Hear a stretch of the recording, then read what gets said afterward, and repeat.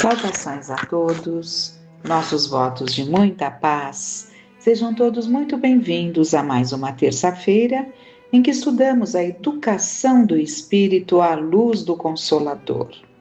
E estamos vendo no Livro dos Espíritos o capítulo em que Allan Kardec desenvolve o tema A Lei da Liberdade.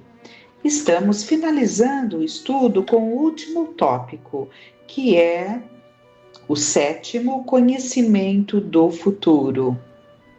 Então, na questão 868, Allan Kardec pergunta aos espíritos: o futuro pode ser revelado ao homem? E eles respondem: em princípio, o futuro lhe é oculto e só em casos raros e excepcionais Deus lhe permite a sua revelação, né? Mesmo porque é importante que ele seja oculto, não é? Nós nos desequilibraríamos se soubéssemos de situações que viríamos a enfrentar, e quando elas chegam, nós podemos enfrentá-las com bastante confiança, coisa que, se soubéssemos já de antemão, prejudicaria completamente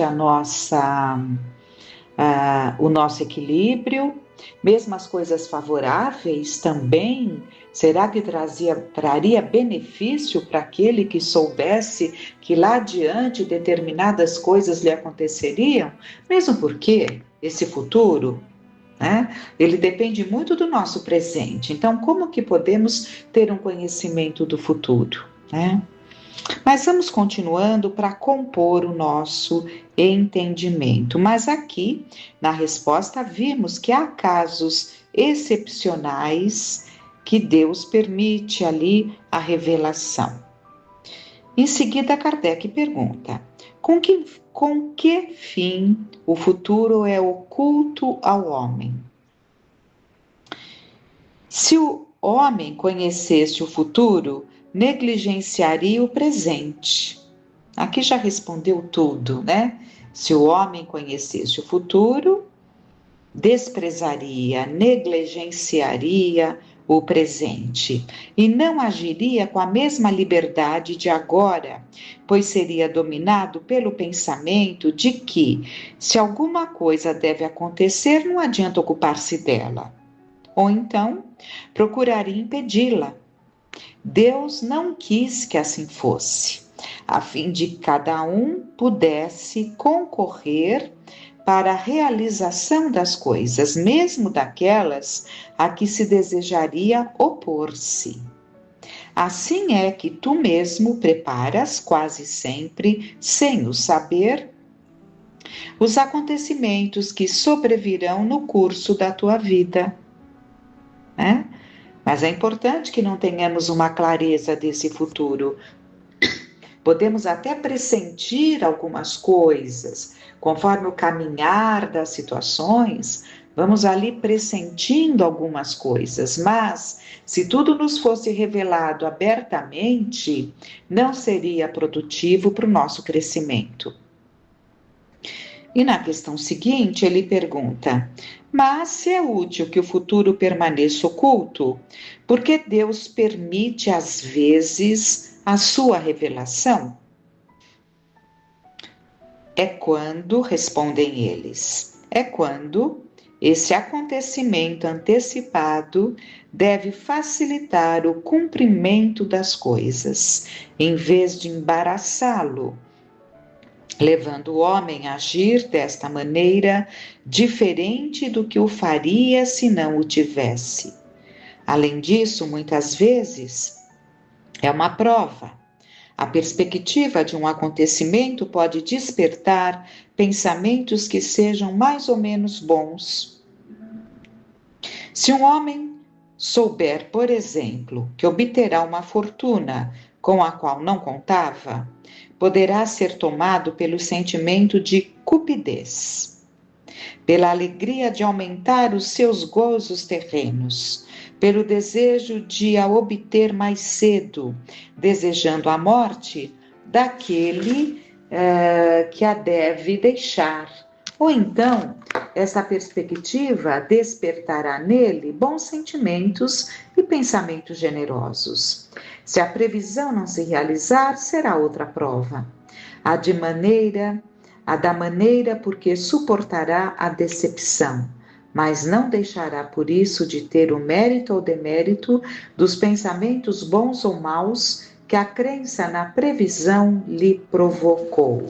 Então, tudo, os nossos mais profundos sentimentos são conhecidos de Deus, não é? Então, aqui quando ele fala, se alguém souber, por exemplo, que obterá uma fortuna, né, pode desejar até apressar essa situação. Então, quando essa fortuna vem de herança, na forma de herança, de paz, né? Infeliz daquele que aspira por aquela fortuna para resolver as suas questões, para gozar de mais liberdade, de mais conforto. Infeliz daquele, né? Que acaba ali desejando apressar da partida daqueles que lhe deixarão os bens. Então, tudo é levado em conta, mas é importante que entendamos que Deus não se engana. E quando existe ali em algumas situações uma revelação, como eles falam aqui logo no primeiro momento, é porque o caminho daquele homem dentro aquele cumprimento das coisas que ele precisa, né, pode vir ali na forma para ajudá-lo a cumprir com aquela situação, não é? Mas, de qualquer forma, sempre será uma revelação em que fica sempre algo, pode ser que sim, pode ser que não. E há situações que vêm para ajudar, né? Então, são pessoas que têm ali, aquilo vem para ajudá-la, que ela deve continuar perseverando naquele caminho, porque ela precisa de tais e tais situações, não é? Então, estou me lembrando agora de um capítulo do livro Os Mensageiros, que é um belíssimo livro, Os Mensageiros. Já entendamos que o título que André Luiz coloca através da psicografia do Chico Xavier, os mensageiros são os médiuns. Quem são aqueles que trazem as notícias do plano espiritual? Os médiuns. Então, aqui no caso dos ensinamentos de André Luiz, não foi André Luiz nos falando diretamente, porque nós não o ouviríamos. Precisou, então, do médium que nos trouxe os ensinamentos de André Luiz. Então, neste livro, Os Mensageiros, num dos capítulos, logo no início, há ali um dos médiuns ali que estavam naquela reunião, conversando sobre o que tinham, as oportunidades que tinham perdido na encarnação, o abandono do trabalho, e uns colocando para os outros ali as razões que naquele momento se afiguraram tão intransponíveis, que acabaram abandonando o trabalho, estavam ali num desabafo de lamentos, em função da oportunidade perdida. E André Luiz foi ouvindo, aproveitando todos aqueles depoimentos e colhendo aprendizados para ele e para nos trazer. E uma das situações era de um médium que tinha encarnado com um programa, né, de trabalho dentro da mediunidade e exercer um trabalho abençoado que faria muito bem a ele e, evidentemente, aos que participassem ali daquelas bênçãos.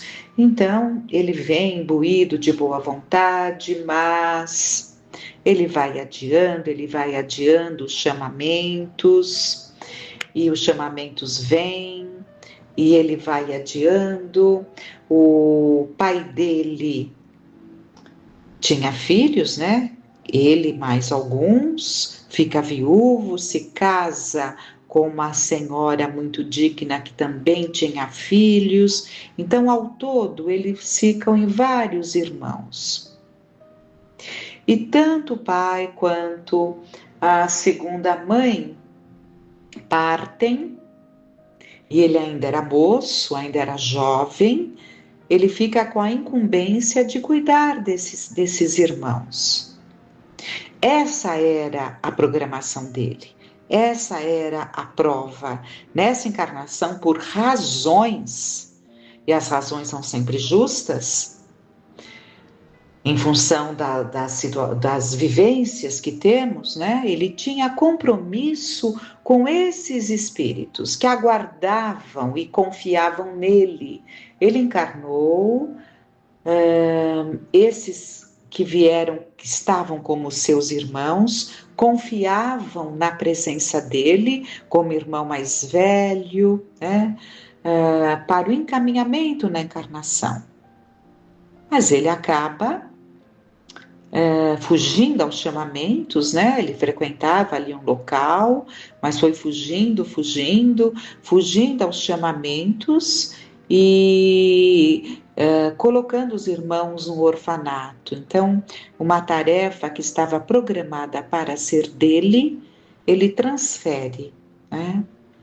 E com isso, evidentemente, com essa fuga do compromisso, e aliás, antes dessa atitude, tudo que ele já foi pensando, arquitetando, até que chegou nesse ato de colocá-los no orfanato, ele já estava se conectando com espíritos inferiores, né? Abrindo campo para esse padrão vibratório mais inferior. E aí, nessa liberdade, fugindo aos compromissos com os quais havia se comprometido pelo seu bem, né, para o seu próprio reajuste, para a sua própria regeneração, ele acaba se ligando a uma moça de um padrão vibratório muito, muito inferior. E daquele envolvimento que eles tiveram, nasce um espírito muito, muito revoltado, difícil, de um padrão vibratório muito inferior, atraído por essa moça, né? Então, nós vemos ali os descaminhos que nós vamos criando. E programado? Não. Sujeitos a. Sujeitos a, eu quero dizer, todos nós reencarnamos sujeitos a. O que é a? Vem o complemento, né? Sujeitos a falharmos, sujeitos a fazermos escolhas diferentes daquelas com as quais nos comprometemos por vontade própria, por percebermos que seria para o nosso bem, né? Então, é o caso aqui desse moço. E foi uma encarnação muito dolorosa, muito, muito aflitiva, porque ele tinha o compromisso com um trabalho espiritual e esses irmãos. Mas ele quis desvirtuar essa programação se ligando a alguém. E acabou se ligando com uma pessoa de um padrão vibratório muito, muito inferior, que lhe trouxe muitas aflições, né? Além da consciência, né? Porque ninguém foge da consciência. E o que é a consciência senão a voz de Deus dentro de nós? Então, tudo isso é aprendizado, né? Esses exemplos todos que nós temos, que a doutrina nos traz, e a própria observação das vivências, das experiências, nos ajudam a compor um entendimento, não é? Então, aqui, já vimos, então, que muitas vezes esse futuro é revelado, mas há sempre uma razão, né? E em seguida, Kardec pergunta: Desde que Deus tudo sabe, também sabe se um homem deve ou não sucumbir numa prova. Neste caso, qual a necessidade da prova? Que nada pode revelar a Deus sobre aquele homem? Interessante, interessante, porque aqui é uma pergunta no sentido, quando um professor aplica uma prova, ele espera um resultado favorável àquilo que ele em conjunto com os alunos chegaram. Então ele tem a expectativa de que aquilo que foi trabalhado, né, esteja compreendido, interiorizado pelos alunos que vão manifestar esse entendimento através daquela prova, daquela avaliação. Aqui, Allan Kardec pergunta se Deus já prevê, não é? Óbvio que ele prevê tudo. Qual a necessidade da prova se ele já sabe o resultado, né? Vamos ver a resposta que o Espírito deu a Allan Kardec. Tanto valeria perguntar, porque Deus não fez o homem perfeito e realizado. Porque o homem passa pela infância antes de chegar à idade madura. A prova não tem por fim esclarecer a Deus sobre o mérito do homem, porque Deus sabe perfeitamente o que ele vale, mas deixar ao homem toda a responsabilidade da sua ação, uma vez que ele tem a liberdade de fazer ou não fazer. Assim como o aluno também, ele vai ver a resultante da sua participação, do seu interesse, da sua predisposição ao aprendizado, né? Então, é isso, né? Então, continuando aqui. Podendo o homem escolher entre o bem e o mal, a prova tem por fim colocá-lo ante a tentação do mal, deixando-lhe todo o mérito da resistência. Ora, não obstante Deus saiba muito bem com antecedência se ele vencerá ou fracassará, não pode puni-lo nem recompensá-lo na sua justiça por um ato que ele não tenha praticado. Então, todos nós temos a oportunidade que Deus nos confere do acerto. Com exceções, todos reencarnamos para acertar. Todos reencarnamos desejosos do acerto. E o ideal, o objetivo daqueles que junto a nós combinam, orientam a nossa futura encarnação é que acertemos. É sempre esse o objetivo. É claro que Deus, na sua infinita sabedoria, conhece os nossos limites e sabe que mesmo errando novamente, a decepção de mais uma vez errarmos trará um aprendizado. Né? Então, essa é a grande oportunidade da escolha bem feita, o livre-arbítrio, não é? Que estudamos neste capítulo, Lei da Liberdade, usar bem o livre-arbítrio ou ainda não conseguirmos usá-lo da forma ideal, mas as consequências sempre acabam trazendo aprendizado. O espírito vai analisando na própria encarnação, quando ele tem esse desejo, continua do lado de lá, sofrendo as consequências das suas escolhas infelizes e vai compondo dentro de si um desejo do acerto, né?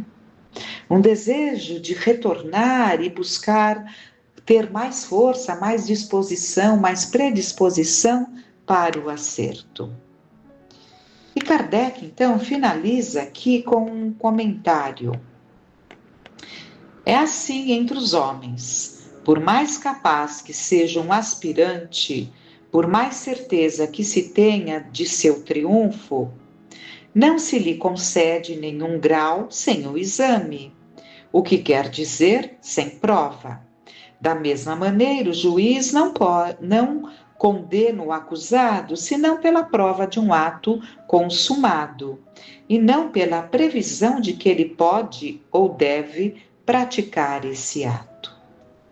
Quanto mais se reflete sobre as considerações que teria para o homem o conhecimento do futuro, mais se vê como a providência foi sábia ao ocultá-lo.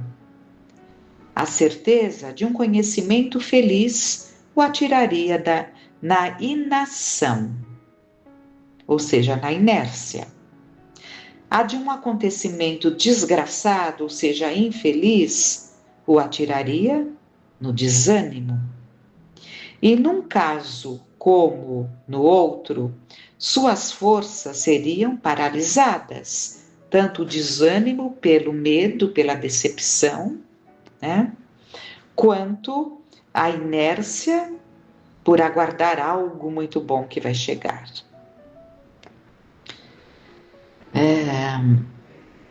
Eis porque o futuro não é mostrado ao homem senão como um alvo, que ele deve atingir pelos seus esforços, mas sem conhecer as vicissitudes, porque deve passar para atingi-lo. Então, repetindo, eis porque o futuro não é mostrado ao homem senão como um alvo que ele deve atingir pelos seus esforços, mas sem conhecer as vicissitudes, porque deve passar para atingi-lo.